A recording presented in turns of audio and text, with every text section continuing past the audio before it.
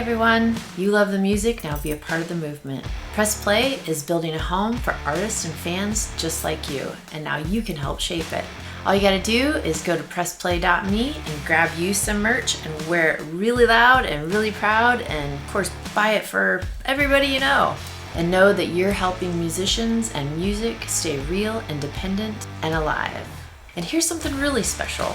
You can send a personal message to the artist of your choice. If we've done an interview with them, you have an opportunity to write them a note. You can write them a small message, or you can write them a whole letter, and it will go directly to them. Just click the link on any of our interviews, write from the heart, and let your voice be heard. So tune in, rock with us, and press play. Get the gear, send the love. Music lives when the fans do. Hey everybody, welcome to Press Play Conversations. I'm the Don. With me, of course, is the Sirius XM host of 3 shows, Dean Baldwin, and Tina, the CEO of who we're all a part of, Press Play Radio and Songmates. And our special guest today is Cory Marks. How you doing, Cory? Hey, I'm very well, thank you. How's everybody? Good, Awesome. man. Where are you at, Cory? I'm at home in Sturgeon No, I mean Falls. where? Specifically in my house? What region, city? Tell us that. Three and a half hours north of Toronto, in Sturgeon Falls, Okay. Ontario, Canada. Ontario. Are you familiar with Sash Jordan? Yeah. What I want to do, Cory, is I want to start off with a song you were part of, and there's a special thing behind this song that you were. It was a collaboration. So if you don't mind, I'm gonna stick it in here. We're gonna listen to it. Right? Should start playing.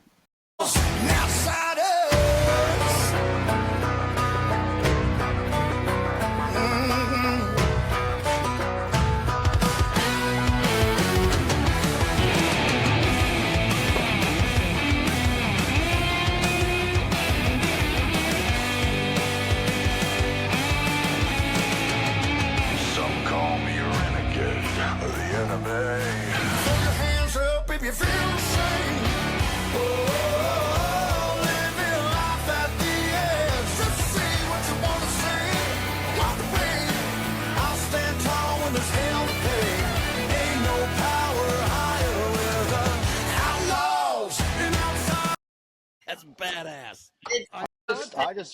I just realized that I got this little Fender thing that I think my parents got me a long time ago, but it looks like Mick's guitar in that video. Yes. Oh, it does. Wow. You gotta beat the shit out of it a little while. Yeah. But you got it. No, I wanted to bring it up. That's the main how'd that reason come I brought together? it up was because Stormy, his daughter, does a lot of interviews with us. We know her really well. She comes on a lot, and her dad, Mick, and it was just. I remember when that collaboration was put together, and just him coming in like he does. There's just something iconic about him. Like there's a magic as soon as Mick holds a guitar, you're like, oh my God, is that the feeling you got? Oh yeah, of course. I mean, he's a legend. So it's pretty surreal to look back at even the video and even having these conversations for the 2000th time. It's like oh shit. Yeah, I did that. Yeah, that's pretty cool. Yeah, that song, that collaboration. You have another one too. You Want Your Country to Rock, where Sully Erna's in it, and boy, I know his vocals in Godsmack, but man, in that collaboration, man, he stands out. Yeah, he sounds great. Yeah, they all do, man. It's pretty wild to have those features and again to have Mick and Travis on a song for the second time, and pretty surreal and honored to be able to call them friends too. So it's been a pretty wild ride. How did that come together? I think that's what Dean was asking. Yeah, so when I wrote Outlaws and Outsiders with Kevin. It was Kevin Churko. It was that's the first song we wrote together, and that was back in September 2015. And I wrote that based on how I was feeling, with the way the music my music career was going at radio here in Canada, at country radio, and even before this, it was too rock for country or too country for rock or however they wanted to, whatever excuses they'd like to throw at me. But so I just really felt like an outlaw and outsider, doing, trying to do something different, a little outside the box, and trying to be, just trying to be a unique and great artist. And when we partnered with Kevin, and obviously his mastery behind that as a producer, got me the record deal with Better Noise. And at that time, Motley Crue was on there. Five Finger Death Punch is still on there. And so obviously Kevin's done, I don't know, 6 or 7 albums of Five Finger. So he reached out to Ivan. Ivan loved it. The label reached out to Mick, and he loved it too. And then of course it's the same thing. My manager knew Travis Tritt's manager at the time, and he reached out, and they all loved the sound. They loved what the song represented. And I've always said that, in one way or another, we're all outlaws and outsiders in the sense of that, there was in different eras, there was nobody like Motley Crue at the time, right? They did their own thing. They stood out. Travis Tritt was breaking all the rules in Nashville, and putting that Southern rock, and like he would say, put some drive in my country. And Five Finger Death Punch was grinding away and doing things their way too, and blowing everything up, and arguably one, if not the biggest hard rock band on the planet. And then there was this kid from Ontario, Canada, that was, looking to get a start and get things rolling for himself, and being different, and trying to do something outside the box with, recording country music out of Las Vegas with one of the biggest rock producers at the time, but who also did Shania Twain's records, with Mutt Lange, and Shania is also from Northern Ontario, Canada, like I am. So I played a lot of hockey up there, and so we played a lot of the same venues growing up too, even though we're there's a 30-year difference there. So it's really kind of unique, the way this all come together, and that's how Outlaws and Outsiders was brought to life. That's one luck of a draw, I'll tell you that. That's amazing that they came down and brought you up with them, because I'll tell you that you're blessed.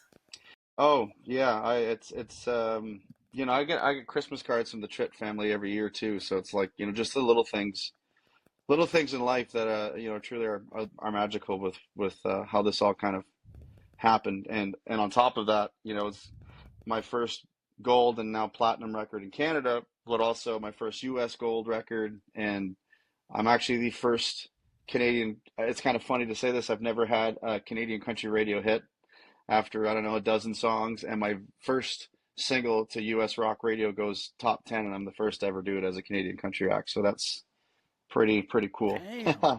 Yeah. Love it. So I had done a kind of going back in time. I'd done a special for Strike TV, which is a predominantly a country music video streaming channel, but they do rock, because I did a Halloween special for them where they played Iron Maiden for me.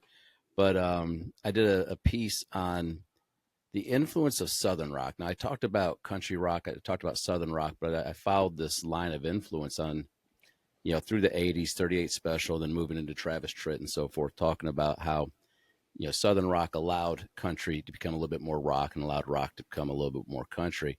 And towards the end of it, I featured you. I go from Travis Tritt, and then I move into you, because I think your music is a great embodiment of what both can be.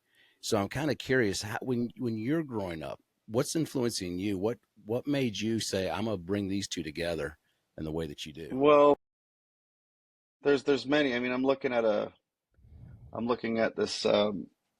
It's a picture right in front of me. It's kind of what influences me. My biggest country influence, which is Merle Haggard, and it's his guitar picks that I actually got from him directly.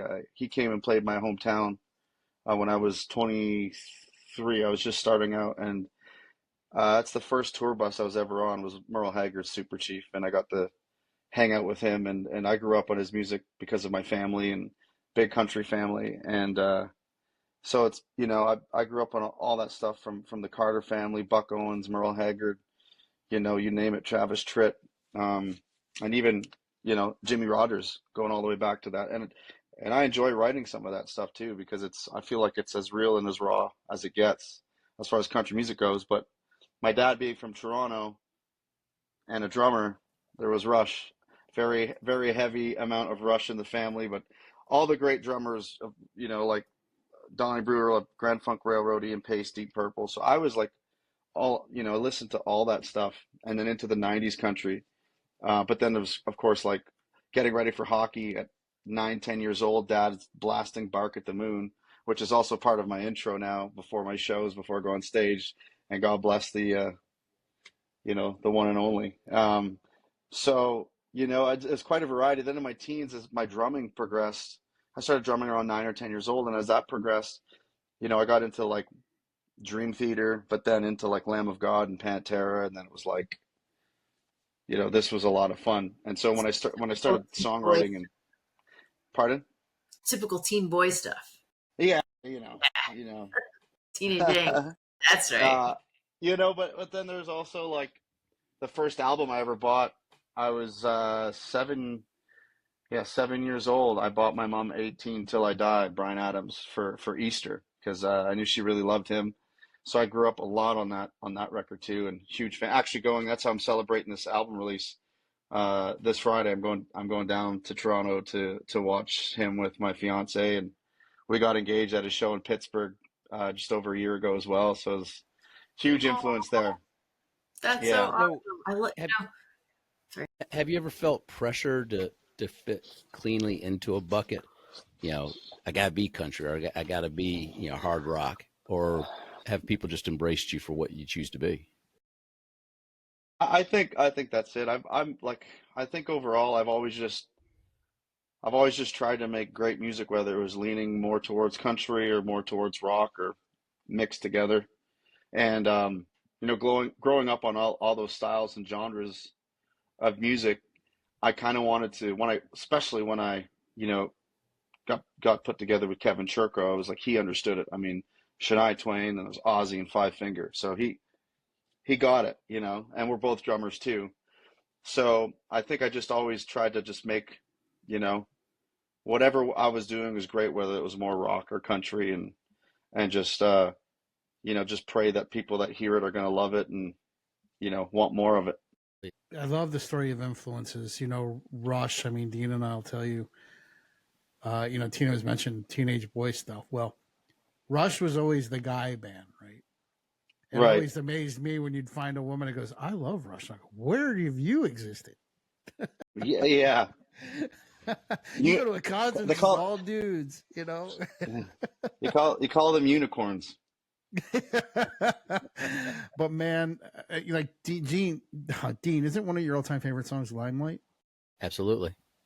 Yeah, absolutely. Specifically because of the guitar solo, the way that one of my favorite phrases is Claude Debussy is credited with saying that music is the space between the notes, and it's that ability to allow rest to happen, to allow space to happen, and Limelight, I think, is a perfect example of a guitar solo of taking a solo through the journey. You give it that opening space, and then you build. So yeah, big fan of that one. Yeah. Yep. I want to play a cover you did because it ties into another love of yours. You haven't heard this yet, Tina, so here you're going to be in for a surprise. Here it is.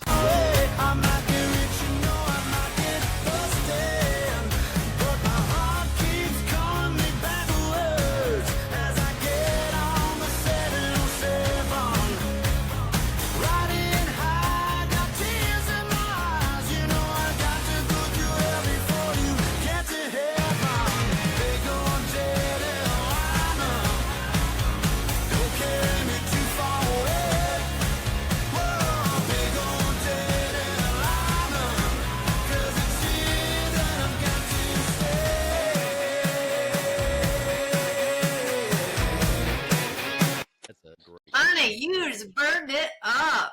Good for you. Well, you're a pilot, you love being a pilot, right?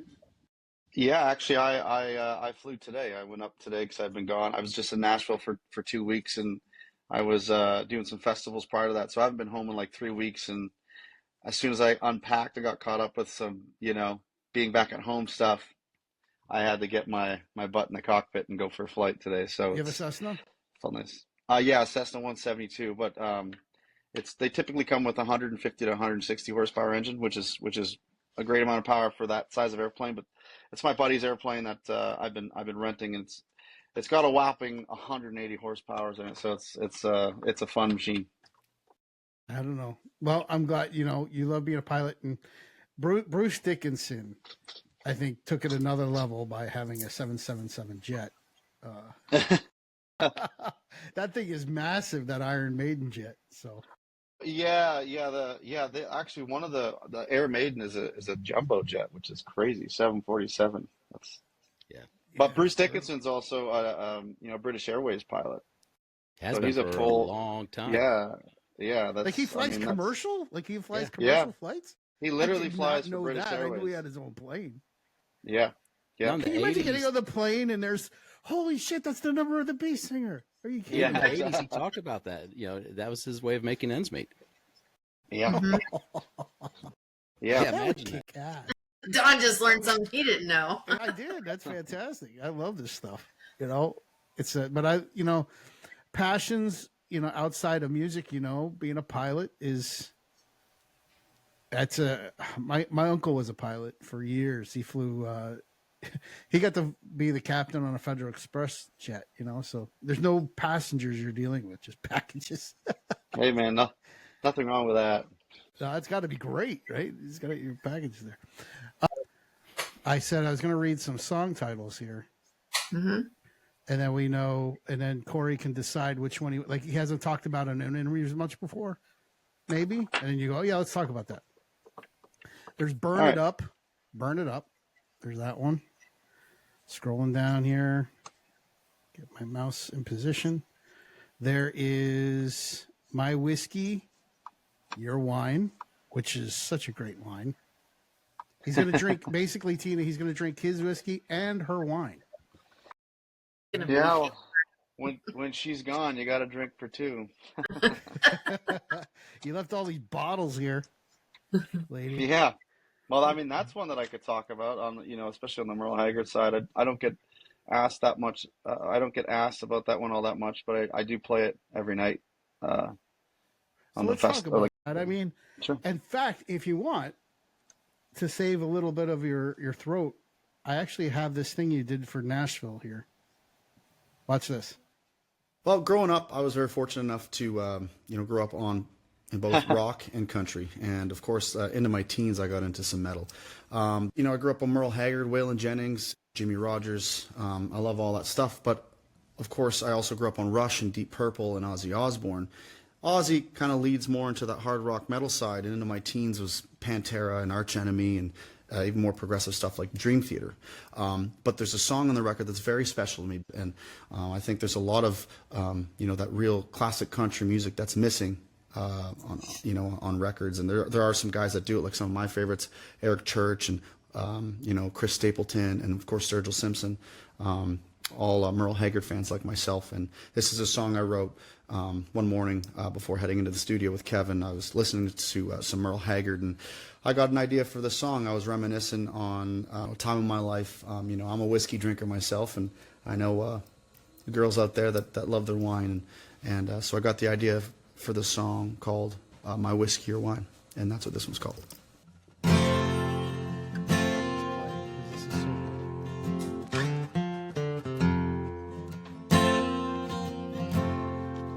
I'm feeling lonely. I got you on my mind. And I swear I'll quit drinking this time. It's getting harder to touch with a heart so cold. Tell me you love me. Where are you now? I wanna believe somehow.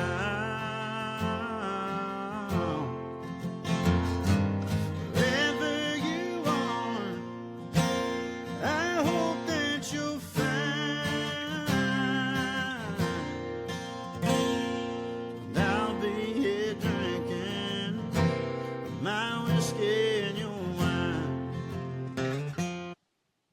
See, Haven't seen that love in a while.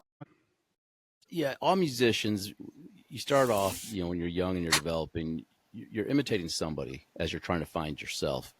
When it came to singing, who did you find early on that you would sit there and listen to and you would try to emulate as you were singing? Merle Haggard. Yeah. Merle Haggard and Bryan Adams were kind of like my two, on the rock side and obviously more on the country side of things.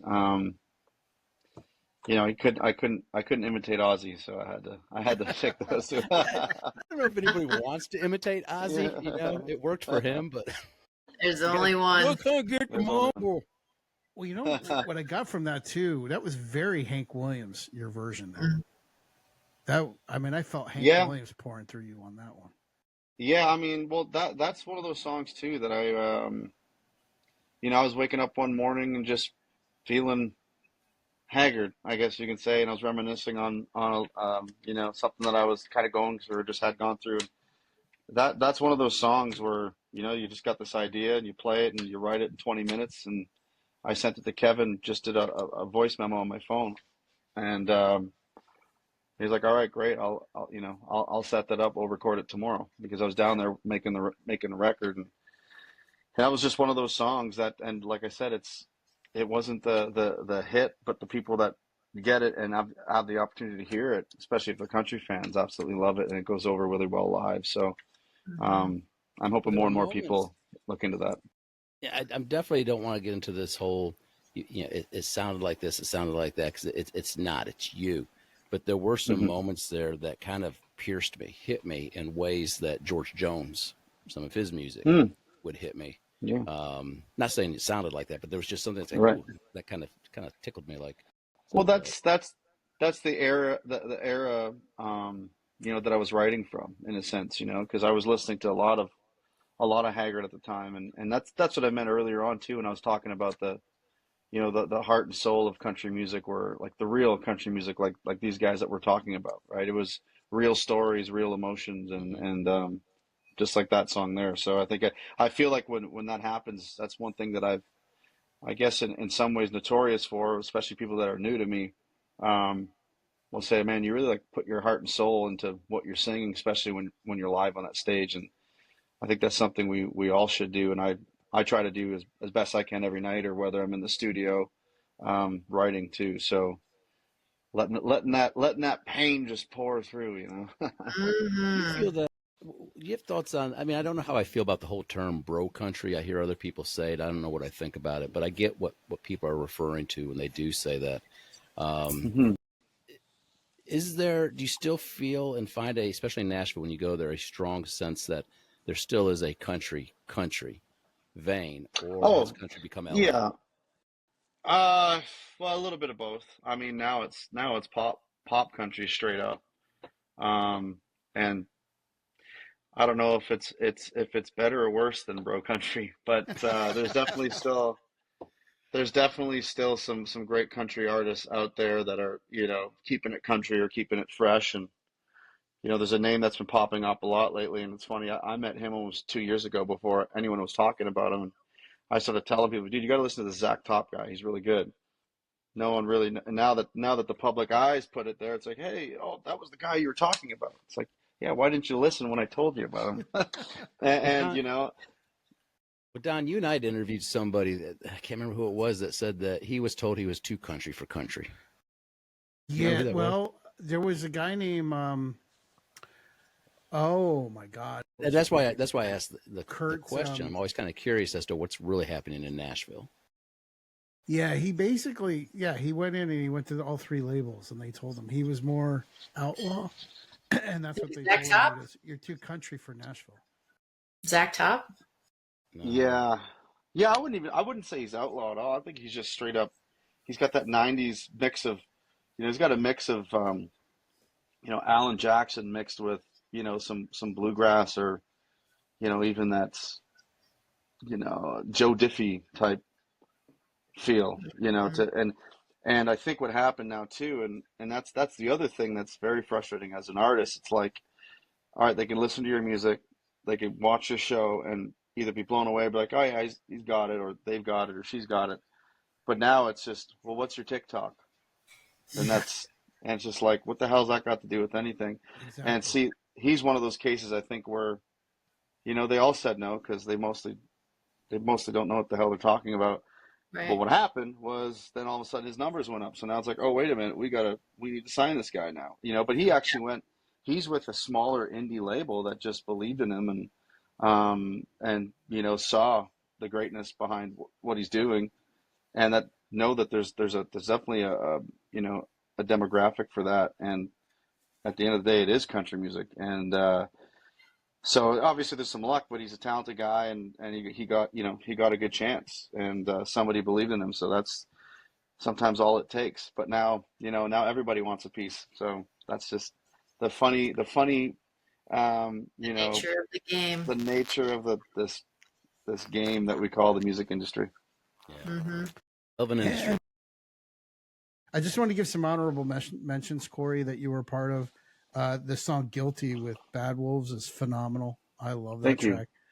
Eve Under Fire, I've had her on too, Amanda, and that that song "Give Me a Reason" is a gorgeous ballad. Yeah, I was excited to be part of that one when it was sent to me, and it's always nice to be part of a ballad where you got to try to sing very well and sing with a great female vocalist like that. Amanda's amazing.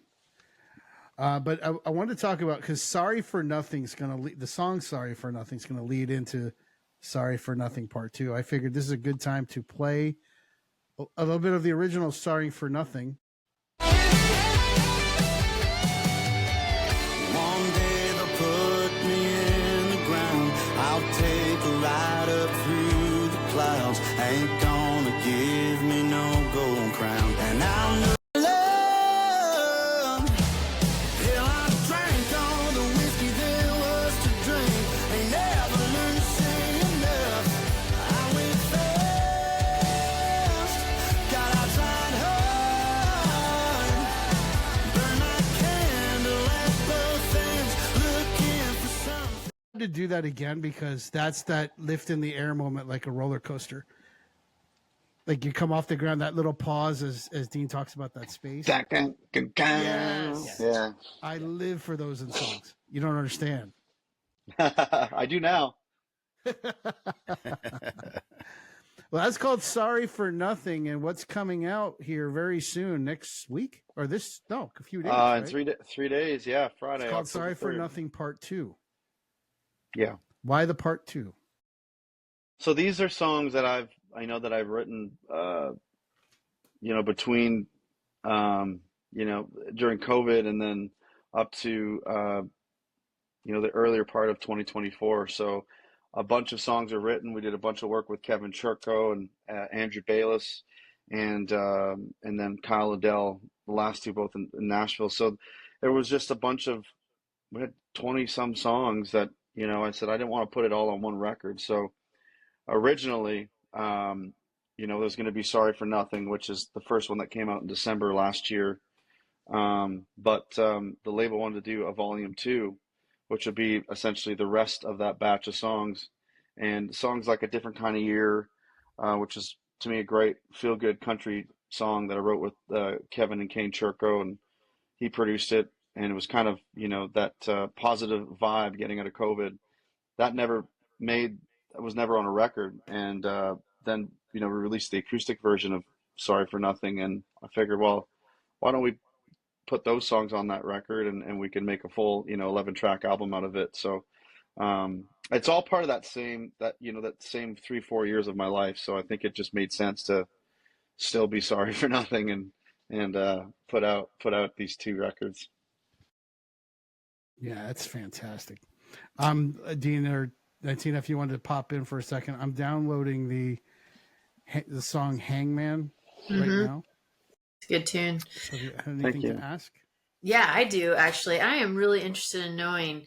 So, congratulations on your engagement, by the way. Thank you. Engaged.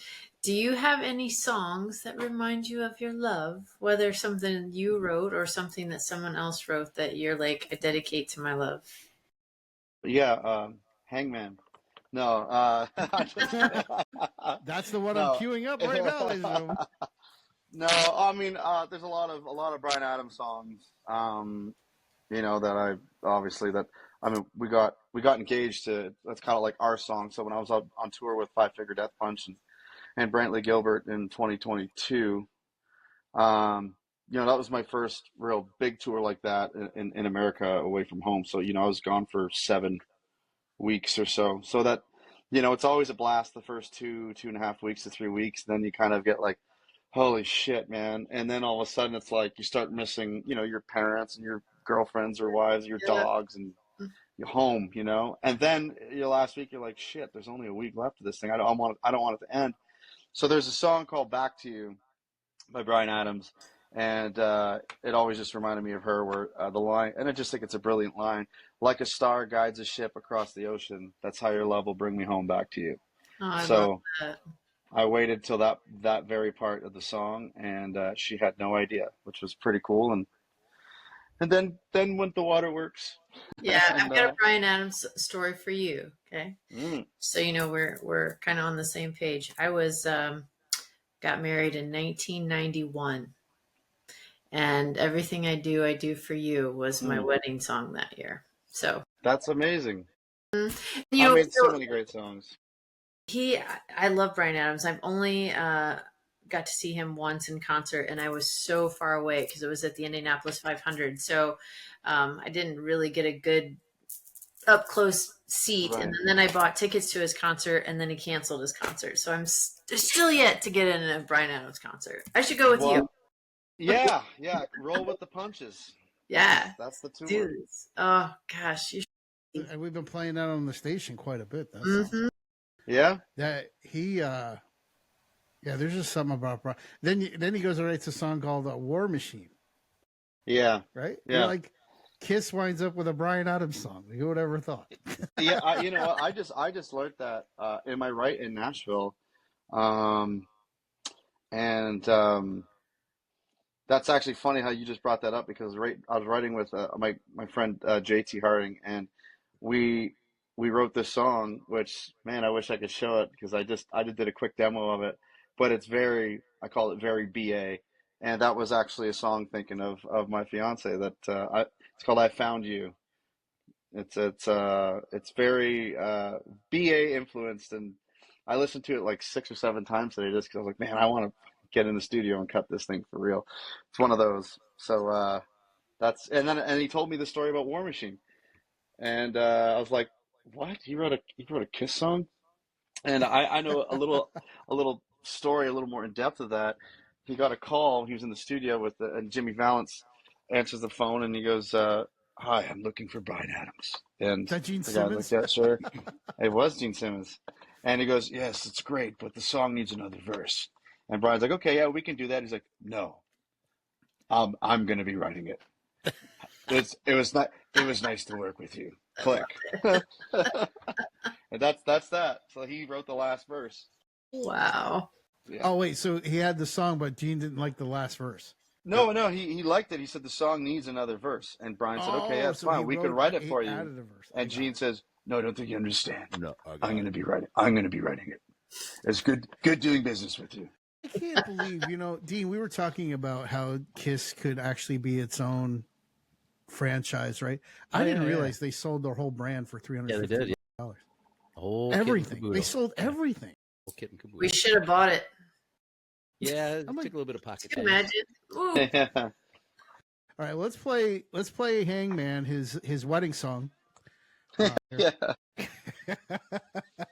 away from had enough losing blood to feed your cancer. I've done my time, paid my dues. You got me high to watch me lose. Lesson learned, I guess you burn to find the answer. Hangman in the dust and gravel. Hangman got my name on the gavel. Hangman trying to steal my hope at the end of my rope, but I ain't gonna. Hangman put me on trial. Amen, hand on the Bible. Hangman trying to steal my hope at the end of my rope, but I ain't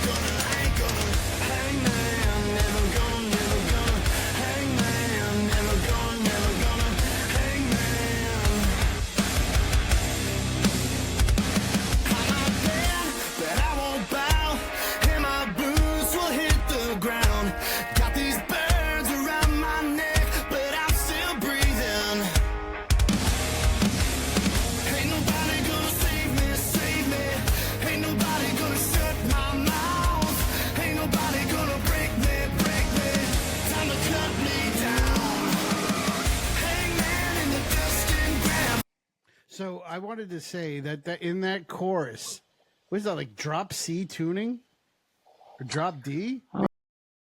Sounds like a drop D. It might even be A. A lot of my stuff I do. That was with Kyle Odell, but a lot of the Churko stuff is actually in drop A. I call it the Canadian key.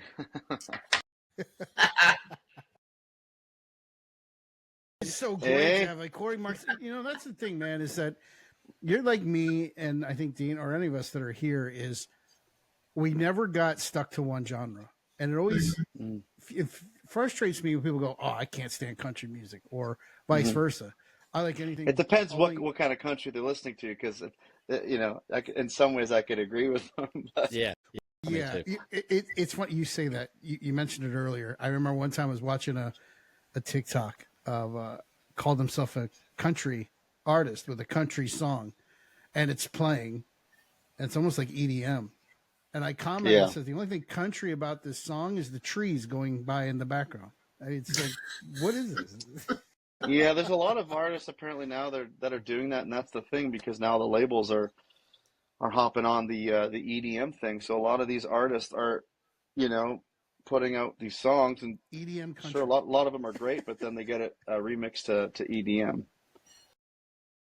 That was yeah. What's his name? Just let me. The vocalist with Alison Krauss, Union Station. He did that thing with Avicii. No.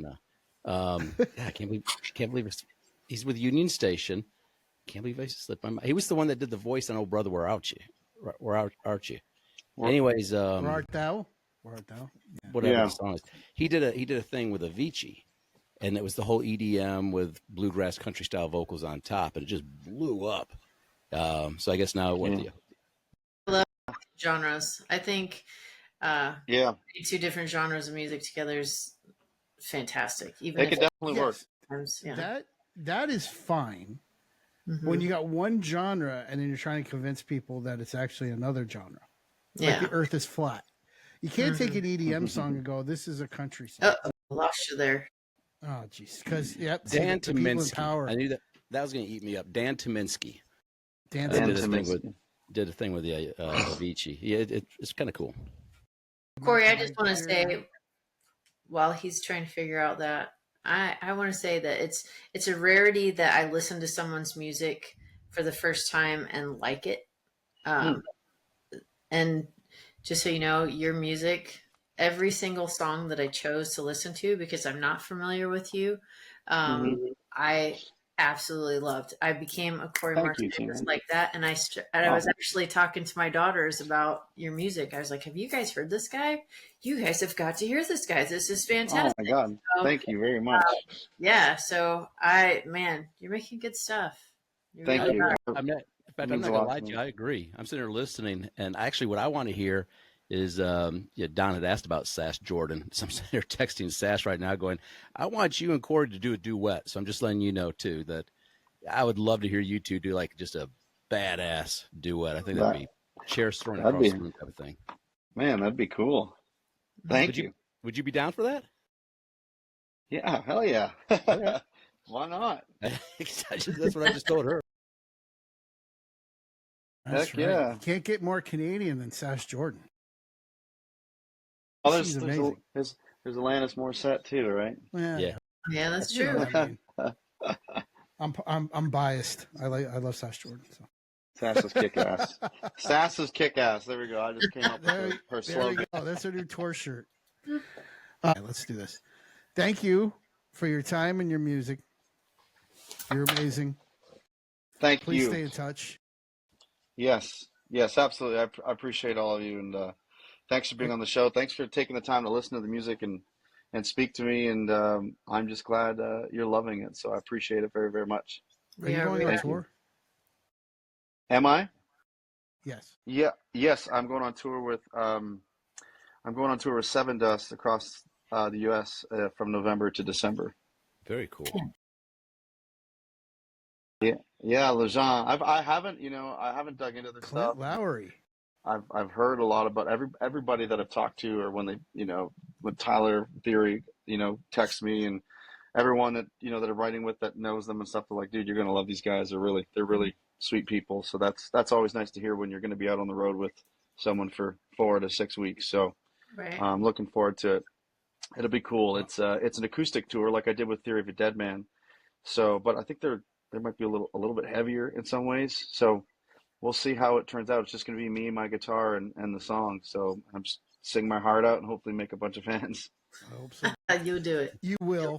You will. And I love Seven Dust. So I'm going to keep an eye on the dates because I want to come see you. Well, if you guys if you guys take a look at the dates and are in any of the areas, please let me know, and let's have you guys out to a show Absolutely. and we can hang out. That'd Yeah, be great. I'd love to hang out. I swear I'm cool in person. I'm not a nerd. All right. Well, any closing thoughts, Dean or Tina, before we let Cory go and No, he does his sign off? I dig it. Just love the music. Yeah, I love the music. It's fantastic, and I appreciate you being here with us today. Truly. Oh, I appreciate you guys. It means a lot, and again, thank you to all three of you. It's wonderful. You're welcome, man, and thank you for the music. Everyone, go support Cory Marks. Help him keep, food on the table. Keep the dream alive. Keep the dream alive. Absolutely. Truly. So we'll see everyone next week. Thank you, and good night. Good night.